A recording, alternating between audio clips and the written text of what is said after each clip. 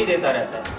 इन दोनों की आपस में बातचीत लगातार होती रहती है। प्रिंस खान पाकिस्तान के थ्रू, पाकिस्तान से बॉर्डर क्रॉस करवा के पंजाब से ड्रोन के थ्रू एयर ड्रॉप करवाता था वेपन्स, और उन वेपन्स की डिलीवरी जो है सुजीत सिन्हा रिसीव करके रांची में उन वेपन्स की एंट्री करवाता है।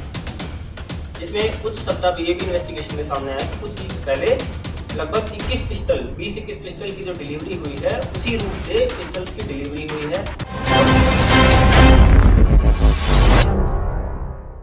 जैसे कि आप सभी को ज्ञात है कि डोरंडा में सितंबर के महीने में एक फायरिंग की घटना को अंजाम दिया गया था, जिसमें कोयलांचल शांति सेना नाम के गिरोह ने उसकी जिम्मेदारी ली थी। और उसके बाद पुलिस ने अनुसंधान करते हुए शुरू में कुछ लोगों को गिरफ्तार किया था। उसमें तुपुदाना थाना अंतर्गत उन्हीं लोगों के साथ पुलिस की मुठभेड़ भी हुई थी, और उसके कुछ सप्ताह के पश्चात एक और गिरफ्तारी हुई थी।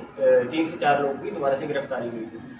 इसी कांड में पुलिस ने और आगरतरा अनुसंधान करते हुए डीप इन्वेस्टिगेशन, आगे जो फर्दर इन्वेस्टिगेशन किया, अलग अलग तथ्यों पे जांच करी, तो इससे ये पता चला है कि जो ये कोयलांचल शांति सेना नाम का जो समूह था, इसे सुजीत सिन्हा द्वारा इसका यूज़ किया जा रहा था। इसको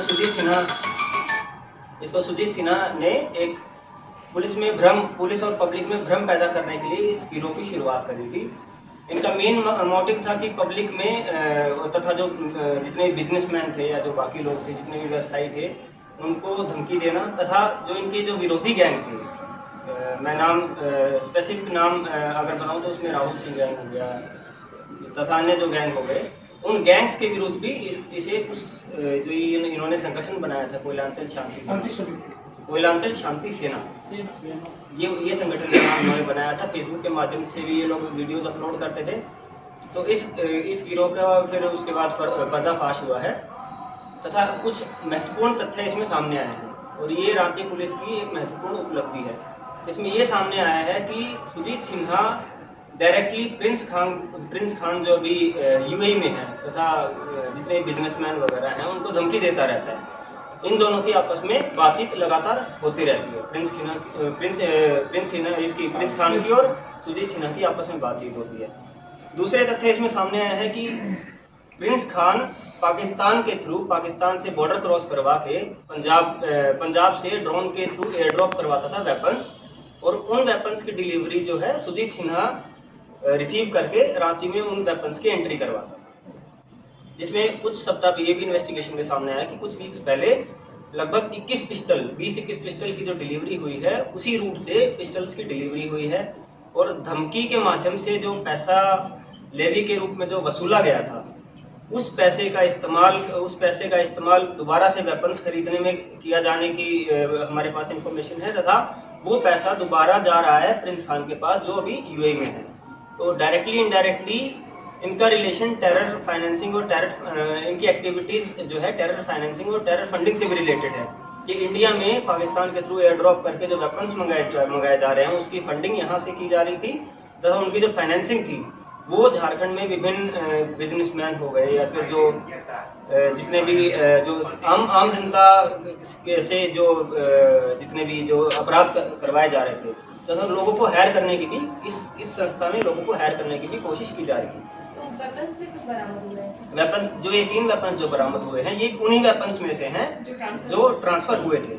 और जो पहले जो जितने भी वेपन्स जब्त हुए हैं, तो इसमें जो मुख्य जो इनका जो फील्ड में जो काम करता था, जो मेन फील्ड में काम करने वाला इनका आदमी था, वो है बबलू खान का दूसरा नाम है इनामुल हक पहले 10 बार जेल जा चुके हैं, जिसमें कुछ घटनाओं में इनकी संलिप्तता साथ में सुजीत सिन्हा के साथ भी थी। और ये इनामुल हक जो है, ये मल्टीपल जेल्स में रह चुके हैं झारखंड में। कहाँ के रहने वाले? ये हाँ काके के रहने वाले हैं इनामुल हक। महिला में क्या रोल?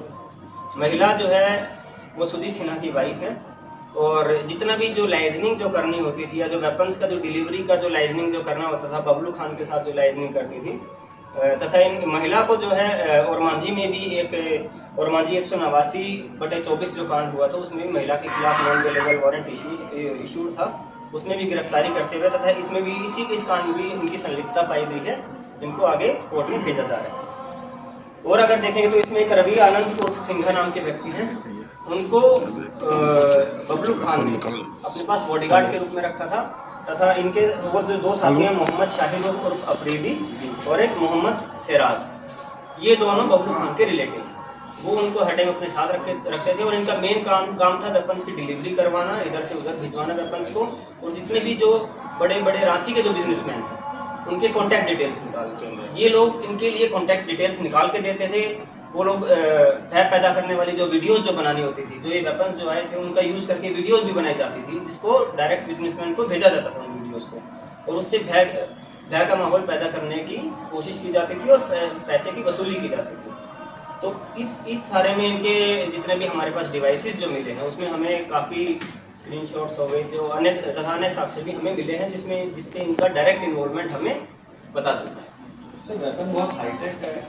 वेपन जितने भी हैं ये पिस्टल्स हैं और हाईटेक या लो टेक है, इसकी पुष्टि पुलिस ऐसे नहीं कर सकती है।